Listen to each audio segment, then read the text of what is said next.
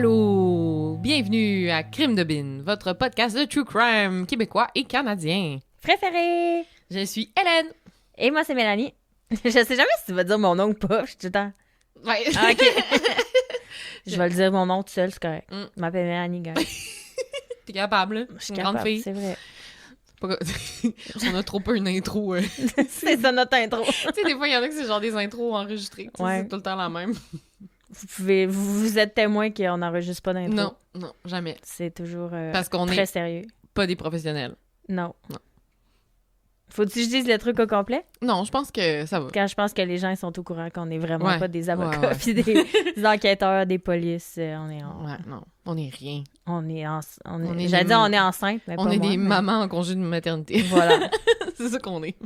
Bébé numéro 2 est toujours in. Ouais. Il est pas sorti encore. Ben, en fait, on enregistre l'épisode un peu d'avance, fait qu'on sait pas.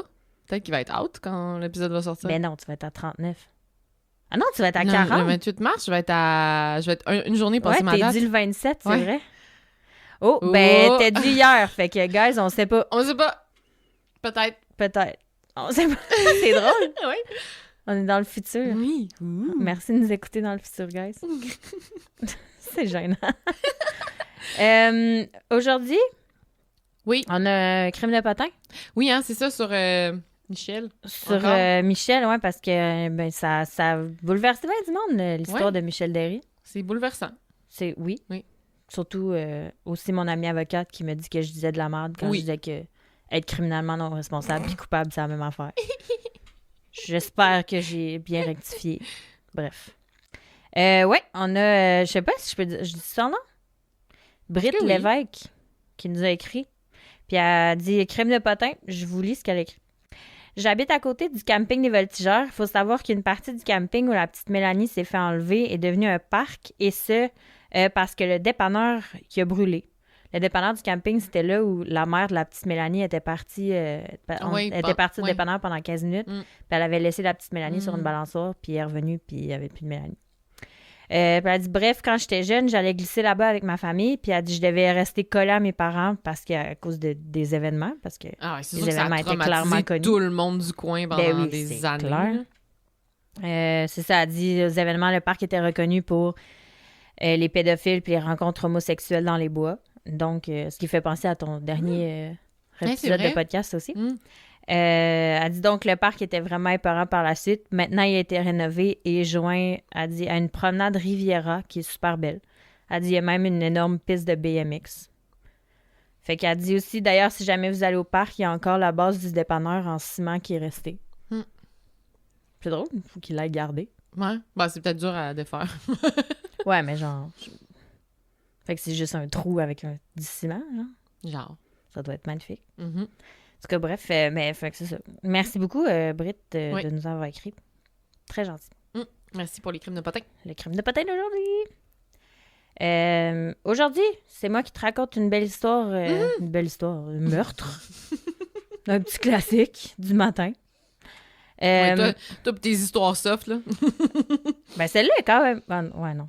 Ben... Non, à chaque fois que tu dis que c'est soft, c'est genre le massacre d'une famille au complet. Tu sais, Normanie, tu m'avais dit ça. J'étais comme, hey boy. Mais peut-être soft dans le sens qu'ils ont juste tué une personne, Ah, pas plusieurs. OK.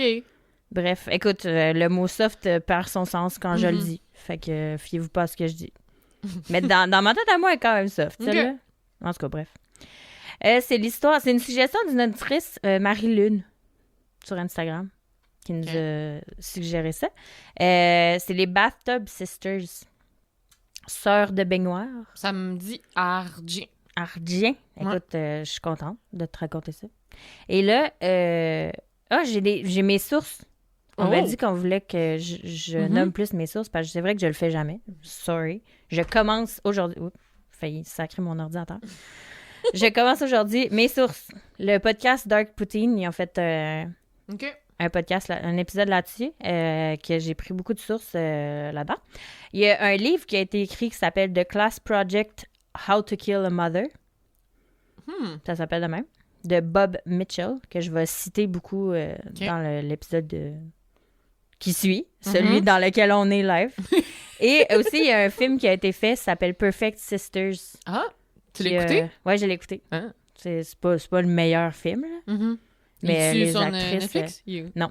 Non, j'ai trouvé ça un site de streaming. Ah. Non, il est pas sur Netflix. Mais c'est vraiment low budget, là, tu sais. Au début, il y a des images... Tu sais, genre, on dirait qu'ils l'ont fait sur iMovie. C'est pas fin, ce que je viens de dire, mais en tout cas. Bref. Mais une des actrices, la petite adolescente, c'est quoi son nom? Je pense que c'est Abigail Breslin ou Mira Sorvino. En tout cas, c'est les deux... c'est pas ces deux adolescentes. Sont-tu connus? Il y en a une qui est connue, ouais. Okay. Genre, tu la verrais, tu saurais c'est qui, là. Ah, OK. Elle a joué dans plein de petits films d'adolescents, là. En tout cas, bref. Donc, voilà mes sources pour aujourd'hui. J'ai nommé mes sources. Yes. Bravo, Je me donne une main d'applaudissement à moi-même. OK, donc, The Bathtub Sisters. Je te raconte ça. Les sœurs de la baignoire. De baignoire, ouais. OK, ça, on va le traduire demain. Ça sonne tellement bien en anglais, The Bathtub Sisters. C'est ça en français, c'est quoi? Ouais. Hey, attends, j'ai pas l'année. J'ai juste écrit le 18 janvier. Fuck. Attends, c'est en 80... Non. Fuck. 2002. Hey, j'ai effacé le... J'ai l'heure exacte, mais OK. OK, excusez. On recommence. C'était juste écrit 18 janvier. Bravo, Mélanie. OK. On est le 18 janvier 2002, 22h33. OK. Il y a un opérateur du 911 qui reçoit un appel d'une jeune fille de 16 ans, apparemment en panique. Et là, dans le livre de Class Project, voici comment l'appel s'est passé. L'opérateur, il dit... il répond, non. Il dit « Police, pompiers ou ambulance? » La petite a dit « Je sais pas. » Il dit « Quel est le problème? » Elle dit « Je pense que ma mère est morte dans le baignoire. » Oh. L'appel termine comme ça. C'est un gros appel. Non, il termine pas comme ça, là, mais l'extrait que j'ai se termine comme ça. Okay.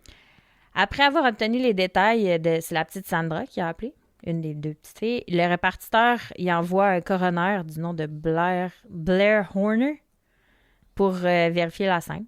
Mm-hmm. Arrivé sur les lieux, il y a les sœurs Sandra, 16 ans, et Beth, 15 ans. Faut dire, parenthèse, que c'est pas leur vrai nom. Parce qu'elles ont été... Elles sont mineures. C'est ça. Mm-hmm. C'était des délinquants juvéniles. Donc, il y a une... Il y a une loi au Canada qui empêche de...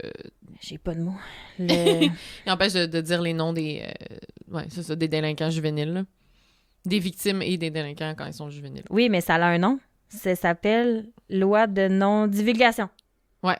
C'est ça? Ben, je l'ai plus tard. Ça sonne comme, non-divulgation. Mon mom brain, guys, j'étais un peu fatiguée. Malgré tes 2 cafés. Écoute. Donc, c'est ça. Fait que c'est pas leur vrai nom. Sandra et Beth, c'est des noms qui ont été utilisés dans le livre et dans le film. Mais c'est pas leur vrai nom. Ouais. On sait pas, même aujourd'hui, c'est quoi leur vrai nom. Fait que bref, dans l'histoire, Sandra, 16 ans, Beth, 15 ans. Fait que là, eux, quand Horner, il arrive sur les lieux du crime, il amène Horner dans la salle de bain à l'étage. Fait que le coroner, il arrive dans la salle de bain, il trouve Linda Anderson, 43 ans, décédée dans la baignoire. Sa peau était déjà en train de devenir grise. Ça faisait un bout qu'elle était là. Puis les filles, là, ils expliquent que c'est elle qui avait fait couler un bain plus tôt dans la soirée parce que, selon elle, elle était saoule comme d'habitude. Que c'est les filles qui ont coulé le bain à okay. leur mère parce que leur mère était saoule comme d'habitude. OK. Leur version de l'histoire, c'est que leur mère était saoule, fait qu'ils ont fait couler un bain. Elle, Linda, la mère, elle aurait sauté dans le bain, puis les filles auraient pris sa carte de crédit à leur mère pour aller souper au restaurant Jack Astor's vers ce jour-là, vers 18h30. OK.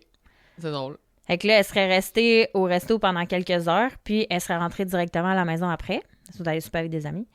Puis c'est à ce moment-là qu'elles auraient trouvé leur mère morte dans le bain, puis qu'elles auraient immédiatement appelé le 911. OK. C'est leur version de l'histoire. Fait que là, ce soir-là, tu sais, après que le coroner soit arrivé, il vérifie la scène de crime. Fait que là, très vite, la maison, elle se remplit de policiers et d'ambulanciers. Sandra et Beth, ça a l'air qu'elles se seraient pris dans leurs bras, elles regardaient les ambulanciers effectuer leur travail, elles capotaient un peu.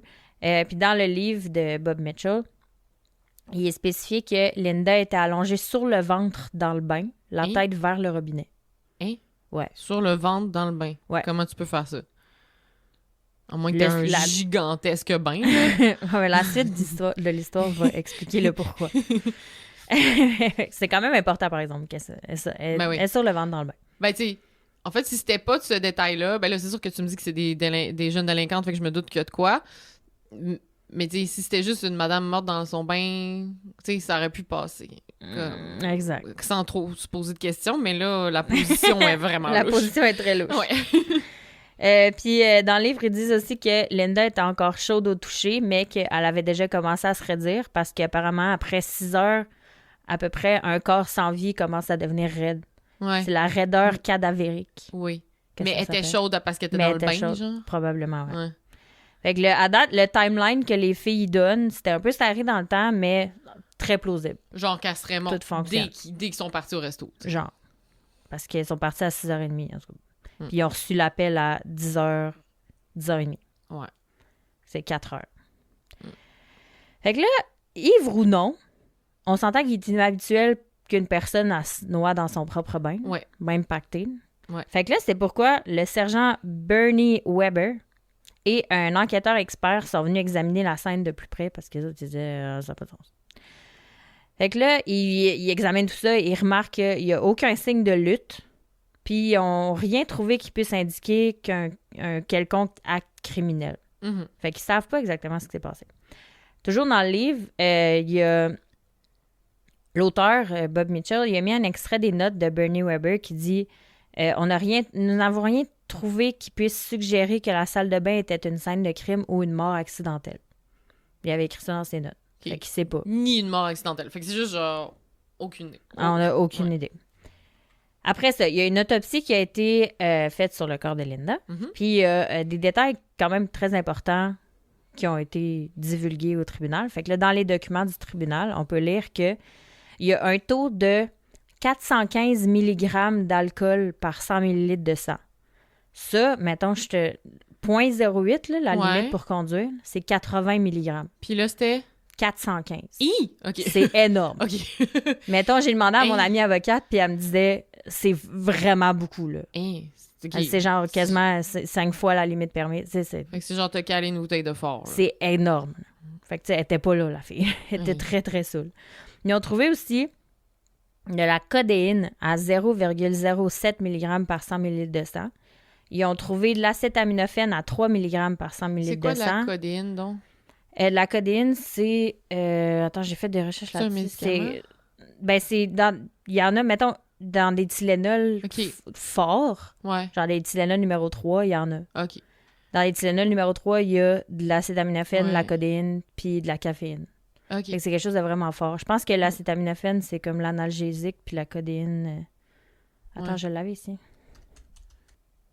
La codéine, ça appartient au groupe de médicaments appelés les narcotiques analgésiques.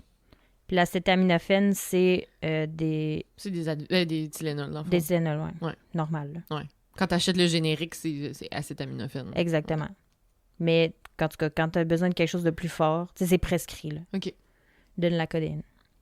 Fait que ça, il y en avait à 0,07 mg par 100 ml de sang. Fait que c'est un mélange quand même assez explosif, on va dire.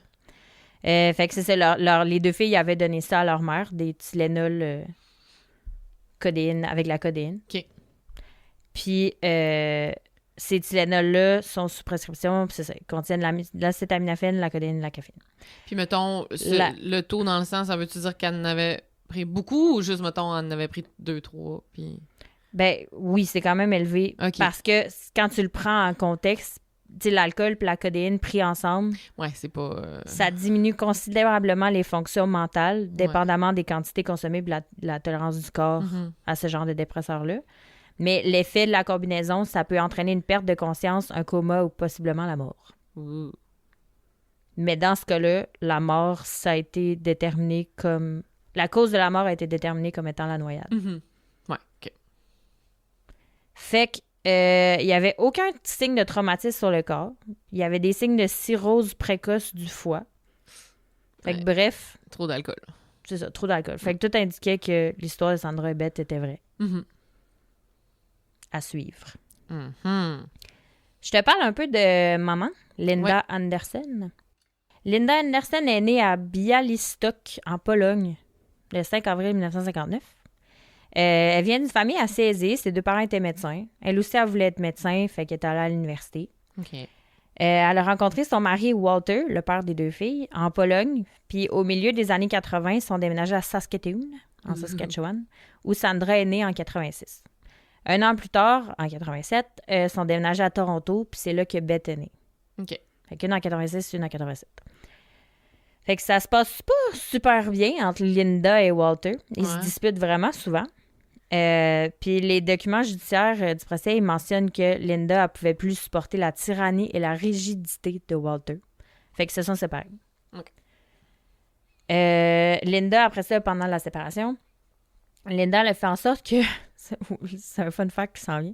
Que Walter, il a du mal à voir ses filles, mais Walter, ça le dérangeait pas vraiment.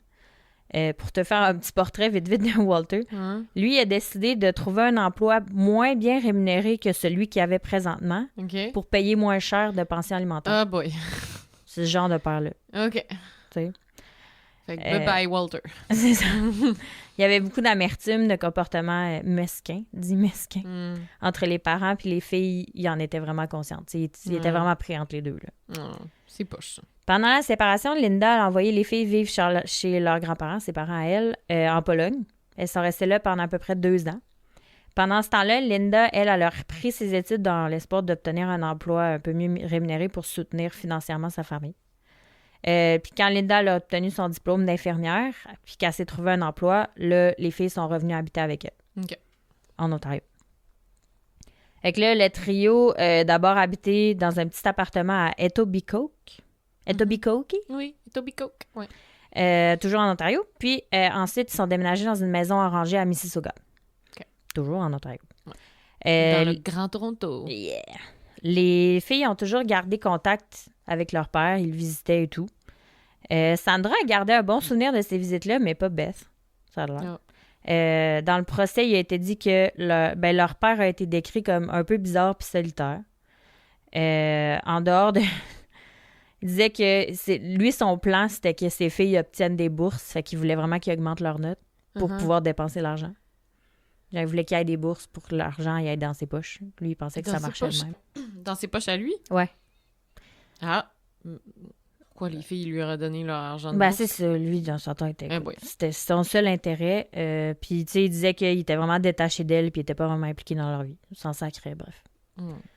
En 91, on avait 1 an, nous. Toi, t'avais 2 ans. Linda a commencé à dater un homme qu'elle avait connu en Pologne, mais qui était immigré au Canada. Le couple ont eu un enfant, Bobby. Oh, Bobby! Bobby. Les filles, les 2 adolescentes, ils adorent leur nouveau petit demi-frère. Ils mourraient pour lui, là. Ils l'aiment. Mais elle se rend compte que le père de Bobby, il est violent envers Linda. Oh non. Puis ça, dans le film, on voit quand même assez bien, là, quand la fille, elle se rend compte que sa mère, elle a des bleus partout dans le dos, puis qu'elle se rend compte qu'il la bat. Le couple, Linda et son chum, ils boivent beaucoup, puis ils se disputent tout le temps. L'homme, il frappait puis il maltraitait physiquement Linda, puis il en est venu à frapper les filles aussi. Puis aussi, il était verbalement très, très agressif envers les 3 femmes, dans le fond. En 2001, après une chicane particulièrement violente avec Linda, l'homme a été condamné, lui non plus, on ne sait pas son nom, il a été condamné pour agression armée, après quoi, ils se sont séparés. Bon. Bye. Bye, il l'a pas fait. Donc là, c'est peut dire que pendant cette relation-là, l'alcoolisme de Linda s'est vraiment aggravé. Puis il y a des rumeurs non confirmées qui disent qu'elle consommait aussi du crack à cette époque-là. Mais c'est non confirmé, on ne sait pas si c'est vrai. Ouais, des fois, c'est juste les journaux qui aiment ça. Exactement. Mettre plus de potins, même si c'est pas tant vrai. Plus de piquant. Aussi, pendant le tribunal, il a été dit que Linda était tout le temps ivre ou sous l'influence de l'alcool dès qu'elle avait de l'argent pour acheter de l'alcool. Il y a une des 2 filles qui a dit qu'elle conduisait tout le temps en état d'ébriété avec elle dans la voiture. Puis il disait aussi que l'argent qu'elle gagnait était d'abord dépensé pour acheter de l'alcool, puis ensuite, s'il en restait, c'est un très gros si, là, elle subvenait aux besoins de ses enfants. Eh boy. J'ai vu une entrevue avec une des 2 filles qui disait, elle était floue, là, son visage, on la voit pas, mais elle dit jusqu'à adolescente, elle dit, je savais même pas que c'était normal pour une famille d'avoir un souper à tous les soirs. Oh my God. Donc là, il y a au moins à 2 reprises, les filles ont appelé la Société d'aide à l'enfance pour signaler leur situation, mais l'enquête n'a jamais permis de justifier une intervention. Ils n'ont jamais rien fait avec ça. Soit parce que les filles, elles se rétractaient, soit parce que Linda était capable de bien se présenter quand il fallait. Ouais, c'est ça. Tu sais, comme elle le faisait habituellement avec sa famille et ses amis. Tu sais, quand la famille est là, quand les amis sont là. Ça, dans le film, tu le vois très bien, puis c'est quasiment frustrant. Là. Ouais, quand elle a juste l'air vraiment normal. Ben oui. Puis à un moment donné, il y a quelqu'un qui offre un verre de vin, puis elle est comme « Oh non, I can't. Non, non, non. » Oh my God. Bref. Aussi, les filles signalaient leur mère aux services sociaux. Puis quand les services sociaux se présentaient sur place, leur mère était flawless. Là, était une bonne mère. Elle était bien habillée, elle était pas saoule. Non, non, non. Fait que, elle faisait bien ça. Écoute.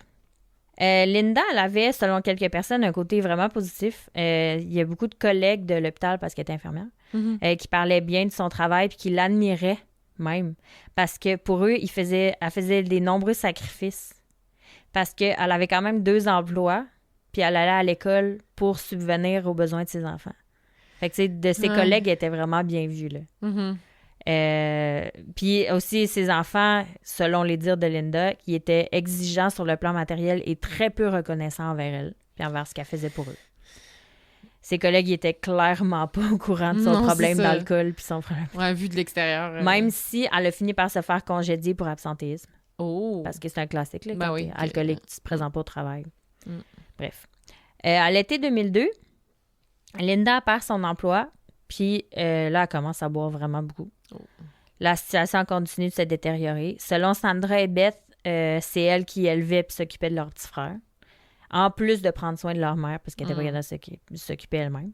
Elle se rendait bien compte qu'elle avait vraiment... Tu sais, ces filles-là, ils avaient vraiment pas la même vie que les autres adolescents autour d'elle. Tu sais, ils commencent à catcher que c'est pas normal. Là. Que genre, toi, tu peux pas sortir le soir parce que tu t'occupes de ton petit frère. Exactement. Puis que, tu sais, ta pas mère... de souper. Ah, c'est ça, faut que tu laves ta mère, puis genre... Fait que là, elle commence profondément à détester leur mère. Là, ils laissent.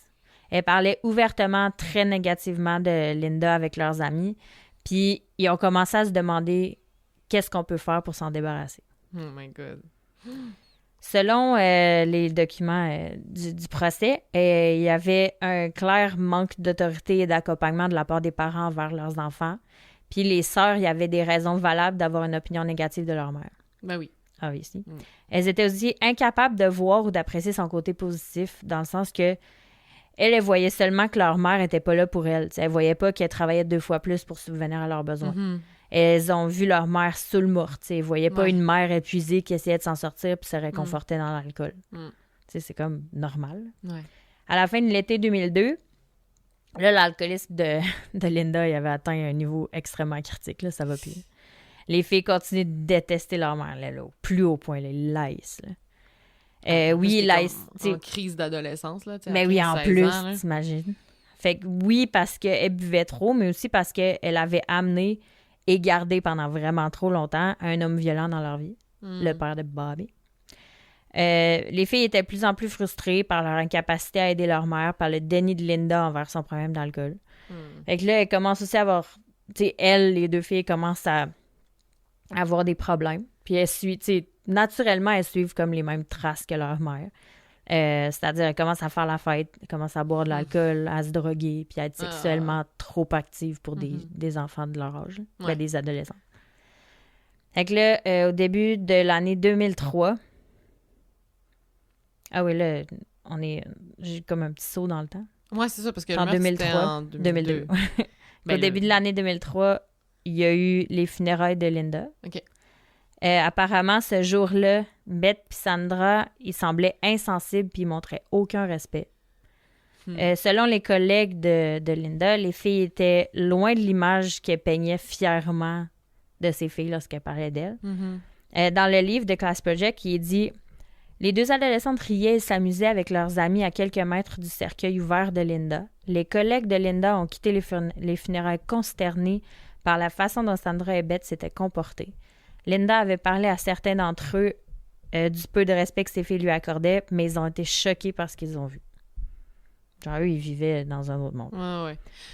sais, il y a personne qui osait s'imaginer à ce moment-là qu'est-ce qui s'est réellement passé, tu sais. En même temps, ça, c'est tout le temps touché. C'est comme, t'es ado, comment tu réagis à la mort de ta mère? T'sais, Écoute. ça se peut que tu ris quand t'es pas supposé rire. C'est ça. Gentil, c'est ça. Fait que, tu sais, c'est encore... On sait pas trop. Ouais. Charles Boswell, un des amis de Linda de l'hôpital, il parlait des funérailles, puis il a dit, et je cite, « Elles étaient très irrespectueuses, elles avaient l'air de préférer être ailleurs avec leurs amis, elles semblaient décontractées, presque optimistes, et avaient le sourire aux lèvres, elles n'avaient pas l'air désolées. » Fait que, tu sais. Selon le livre de Bob Mitchell aussi encore, après les funérailles, les filles ils ont emménagé chez leur tante Martha. Walter, leur père, lui, s'est installé dans la maison de Linda, qui était maintenant vide, la maison rangée à Mississauga. Puis, il a décidé de faire revenir Sandra et Beth habiter avec lui dans la maison de leur mère décédée. Les filles, ils haïssaient vivre avec leur père, parce qu'il était très différent de Linda. Parce que sous son toit, Walter était un père quand même normal. Il y avait des règles.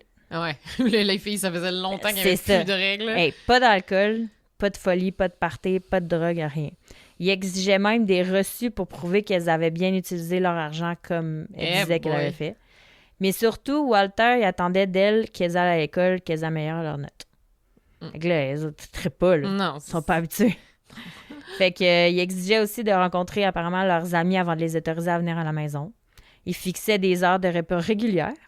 Oh. C'est nouveau, ça Nouveau, aussi. ça. Et elles ignoraient tout ça, elles s'en foutaient. Puis instaurer aussi un couvre-feu que, évidemment, les filles n'ont jamais respecté. Fait que, tu sais, elle faisait quand même des parties à la maison, mais elle s'assurait que la maison soit impeccable après pour pas que Walter s'en rende compte à son retour. Walter, il est pas con. Là. Il a vite compris qu'il pouvait pas contrôler Sandra puis Beth. Fait qu'après un certain temps, les filles sont retournées vivre chez leur tante Martha. OK. Puis là, Martha, Puis Bobby, il est où? Bobby, il est avec son père. OK. À lui. Son père violent? Yeah. Ouais. Mais il est pas violent envers Bobby. OK. C'est juste envers les femmes.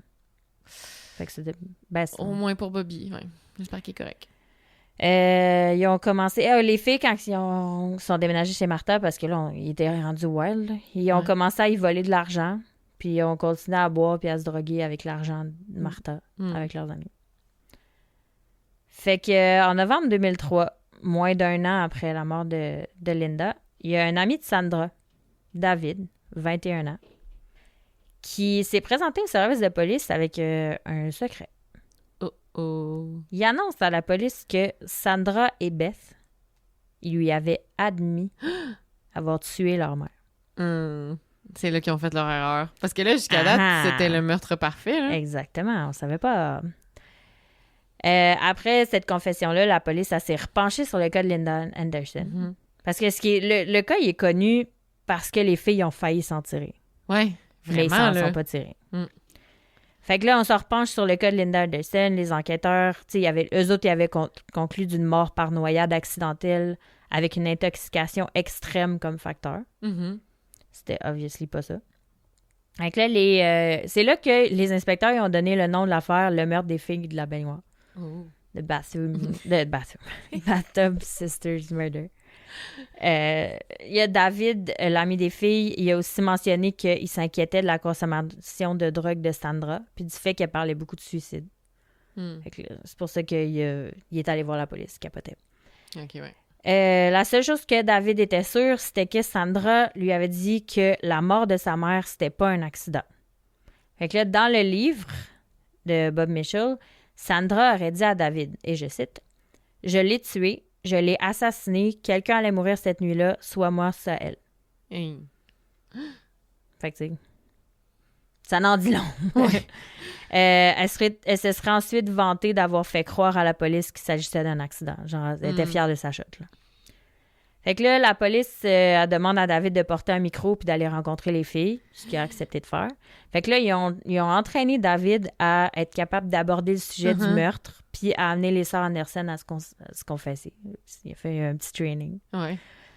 L'opération a duré plusieurs mois, jusqu'en janvier 2003, parce que là, on était en novembre. Jusqu'en janvier 2004, Mon Dieu, je suis un peu mêlée. Mon timeline est un peu mêlé, je m'excuse. Quand, pendant genre... en janvier... pendant 6 mois, lui, il a porté un body pack, genre. Ben, 3 mois. OK. Voyons, David, pourquoi t'es tout le temps en coton watté? Pauvre petit cœur. Fait que là, en janvier, après, David a réussi à les faire parler. La police allait écouter attentivement toutes les rencontres en notant puis en enregistrant chaque conversation. Les 2 filles ont mentionné qu'elles avaient participé à l'organisation et au meurtre de leur mère. Il y a des amis qui les avaient aidés à planifier le meurtre aussi. Ça, ils s'en sont rendus compte parce qu'il y avait, par le biais de nombreuses discussions sur Internet, dans des chats. Ils avaient envisagé de multiples scénarios, dont un qui était de mettre le feu à Linda, carrément. C'est une des possibilités. Aussi, dans le film, parenthèse, il y a... Je sais pas si ce côté-là est un peu inventé, mais dans le film, ils se créent un club à l'école avec 2 de leurs amis, les 2 sœurs puis 2 de leurs amis. Le club Kill Le Linda? club How to Kill Your Mother. Ah! Mais je sais pas si on fait ça dans la vraie vie, c'est pas mentionné, mais... C'est pas impossible. Genre, je peux vraiment imaginer des ados frustrés créer vraiment un club de même puis qui mène à rien. Puis ils se rencontrent, puis là, ils font des tests, puis genre... dans le livre, il est dit que David lui a demandé à Sandra si elle avait pensé se livrer à la police. Elle aurait répondu non parce que si elle faisait ça, ça détruirait sa vie à elle, puis ça affecterait la vie de beaucoup de gens autour d'elle. Puis aussi, elle disait comment je pourrais aider à élever mon petit frère si je suis pas là. Fait que, tu sais, il aimait vraiment leur petit frère. Ouais, il voulait pas l'abandonner. Là. Exactement. Elle, son plan, c'était dès qu'elle vivrait seule puis qu'elle aurait un travail, elle avait l'intention de faire vivre Bobby avec elle plutôt qu'avec son père. Elle aurait dit à David, c'est pourquoi je dois rester cohérente au cours des 2 prochaines années puis faire quelque chose de moi-même pour gagner de l'argent. Il était clair que pour la police, d'après les conversations avec David, qu'il y avait beaucoup d'autres jeunes qui étaient impliqués aussi dans le meurtre de Linda. Ouais. C'est pas juste les 2 filles. Fait que le matin du 21 janvier 2004, plus d'1 an après la mort de Linda, il y a parce qu'elle est morte à la fin de l'année 2002, dans le fond. La mort de il y a une nuit de policiers ils ont arrêté Sandra, ils ont arrêté Beth, puis ils ont arrêté plusieurs de leurs amis. Ils ont arrêté les amis ceux que les policiers pensaient qui étaient impliqués dans le meurtre de Linda. Il y en avait vraiment beaucoup à ce qui paraît. C'est étonnant que ce soit pas sorti plus tôt. Non, c'est ça. Ouais. Mais c'est pour ça qu'ils ont vraiment passé proche de s'en tirer. Il y avait des bonnes amies, là. Ouais. C'est ça. Mais tu sais, quand t'es adolescent, tes amis, c'est toute ta vie. Ouais. Tu mourrais pas. Là.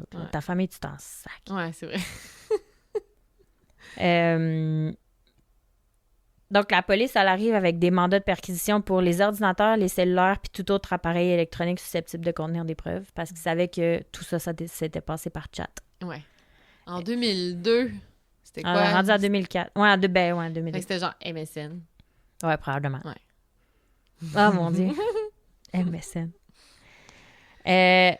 La police a arrêté les sœurs Anderson vers 7 h du matin chez leur tante Martha. Il y a Sandra qui a été emmenée au poste de police en pidge. Ah. Pendant l'arrestation, ça a l'air que les officiers ils auraient dit qu'elle pouvait se changer, puis elle a dit qu'elle voulait rester en pyjama. C'est vraiment pas un fait important dans l'histoire, mais c'est quand même drôle. Ouais. Ouais, c'est sûr que t'es plus confortable en pyjama. Ouais, t'es comme, tant qu'elle est en prison, moi, y aller en pidge.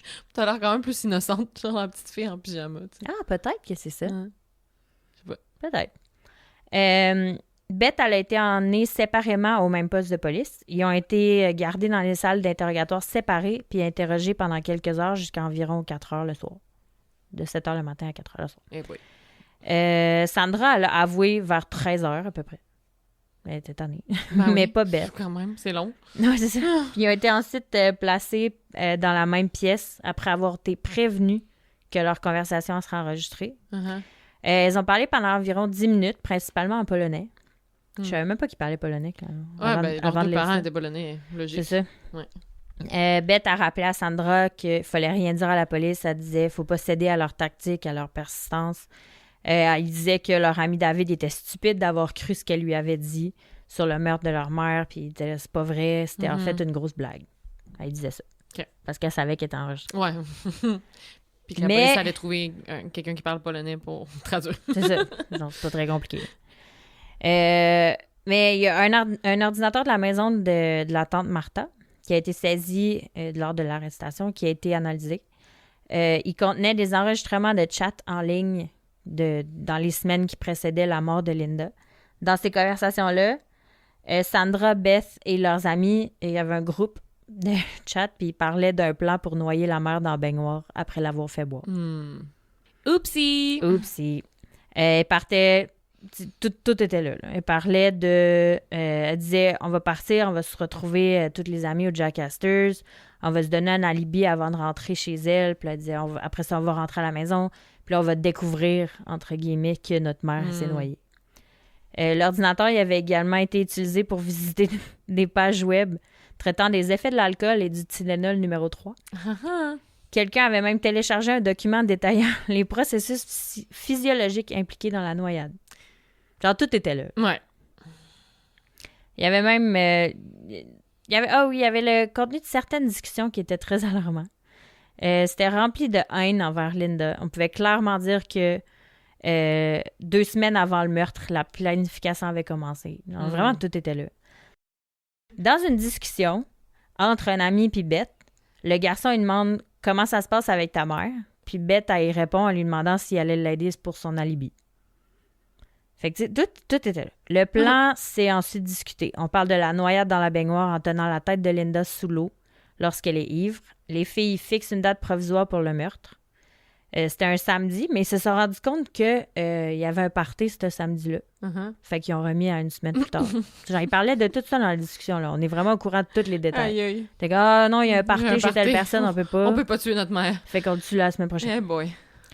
Il y a, dans un autre chat, Sandra elle partage des informations concernant les effets du mélange des Tylenol numéro 3 et de l'alcool.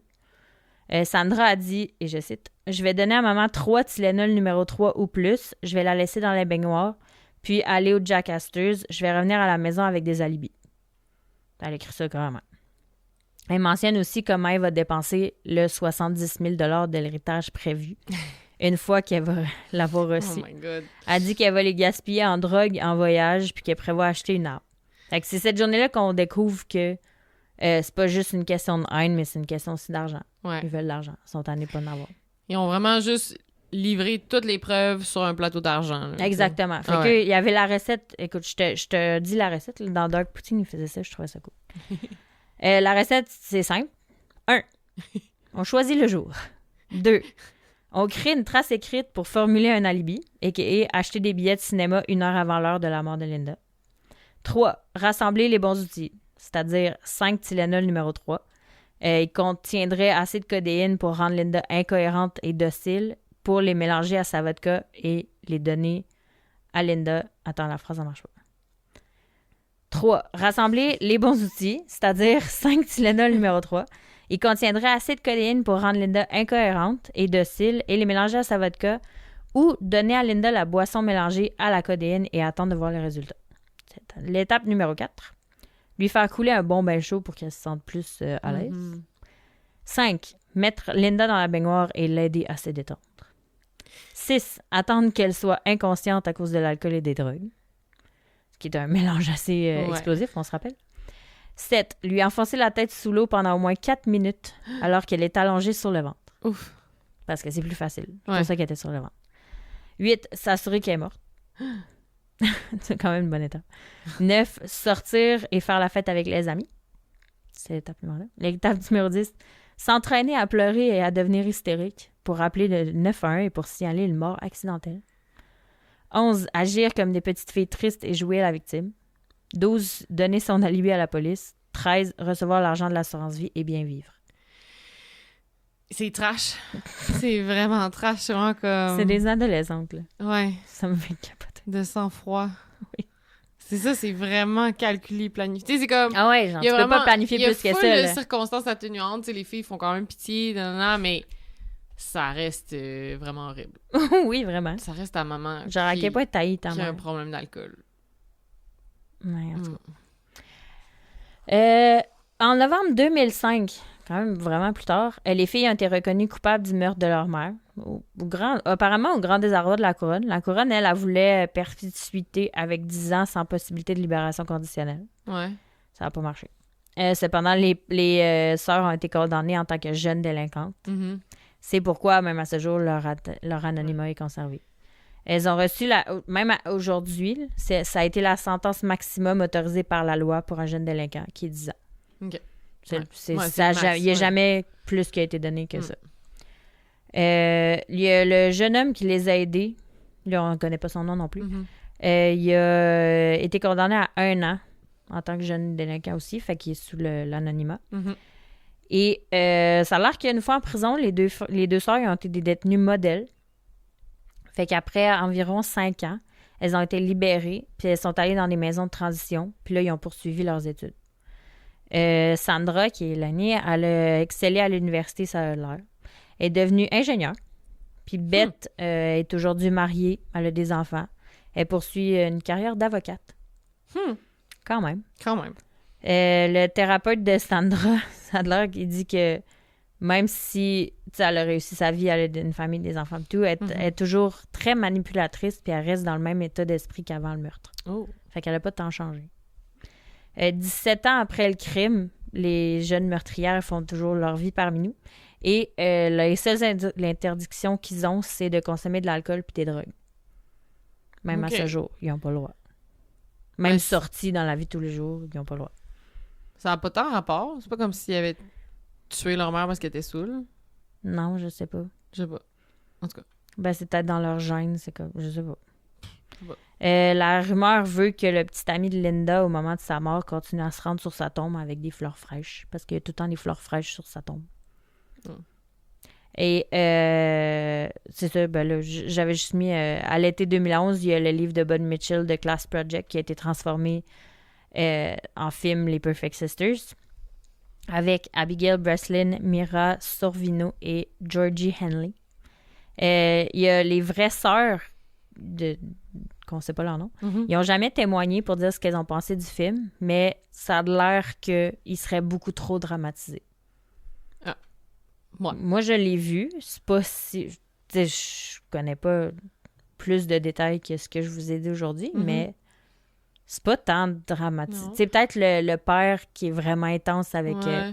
le petit ami de Linda, dans le fond, dans le film, il fait vraiment des attouchements et des avances sexuels à une des filles. Peut-être que ça a été vraiment intense. Mais je sais pas. Puis, mettons, le film, est-ce qu'il... il te laisse de quel côté, genre? Est-ce qu'il te laisse comme « Ah, les filles faisaient pitié » ou genre « Elles sont vraiment méchantes », mettons? C'est quand même neutre, je te dirais. Ouais. Je vais comme pas dire la fin pour les gens qui voient, mais... Bref. Je peux pas en dire plus si vous voulez écouter le film. Neutre. Ouais, neutre. Fait que voilà, c'était l'histoire des filles qui ont tué leur mère, qui ont noyé leur mère. Ah, c'est vraiment fucké comme histoire. Je la connaissais pas. J'en avais déjà entendu parler, mais j'avais jamais comme pensé faire un épisode là-dessus. Ouais. Mais voilà. C'est le fun que tu racontes cette histoire-là alors que tu viens de devenir mère, puis que je m'apprête à devenir mère. Faut juste pas devenir alcoolique puis avoir des copains violents. Ce qui, à date, se passe très bien. Ouais. On n'est pas dans ces... Non. Fait que voilà, l'épisode d'aujourd'hui. On dirait que ça me drain de raconter ces histoires-là. C'est fatigant. Mais c'est fatigant, mais je me sens comme draw into it. Ouais. Parce que c'est au Canada, c'est récent, ces femmes-là. On sait pas sont où aujourd'hui, mais... Tu sais, ils ont presque notre âge, là. Ah ouais? C'est quoi, 86, 87? 87, Ils sont à peine 3 puis plus 4 que ans, nous, nous autres. De plus que nous autres. Puis ils font leur vie très bien, là, une avocate, une ingénieure. Ils peuvent juste pas se saouler puis prendre des drogues. Ben, tu sais, je pense que c'est une bonne chose. Tu sais, j'ai pas l'impression que c'est le genre de criminels qui ont des grandes chances de récidive. Là. Non. C'était vraiment comme mais des quand même, tu sais que ton avocate, elle a tué sa mère. Oui, c'est quand même fucké. Ben, sûrement que tu le sais pas. Non, tu le sais pas parce que en plus, on pourrait la connaître. C'est genre, ça, on la connaît fille, pas là. leur nom, c'est ça. On pourrait la connaître. Ouais. Ben, tu sais, non, parce que... Je connais pas tant de monde en Ontario, mais... Ah, c'est ça. Mais tu sais, il y a bien du monde qui peuvent la connaître puis ils savent pas. Ben oui. Parce que c'est une jeune délinquante, fait que... Bref, c'est ça. Fait que merci de nous avoir écoutés, guys. Ouais, merci pour l'histoire. J'allais me reposer. Je suis, on dirait, mentalement Ouais, épuisée. t'es vraiment brûlée. Ça m'a tout pris. Il y a quand même 6 pages d'histoire. Quand même. Ça a été long de l'écrire, celle-là. Fait que voilà, merci beaucoup de nous avoir écoutés. Oui, Continuez à merci. nous écrire, nous envoyer des crimes de potins, on tripe vraiment. Oui, plein de crimes de potins, toujours plus. Oui. On en veut plus. Merci encore, Marilyn, pour ta suggestion. Oui. Très appréciée.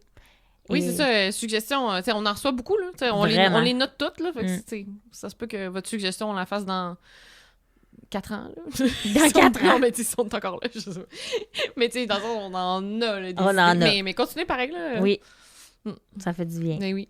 Puis, c'est ça. Continuez à nous écrire, puis à nous encourager aussi, si vous voulez, sur Patreon. Puis, Oui. c'est ça. On vous aime. Oui. Binkou. Binkou. Bye. Bye!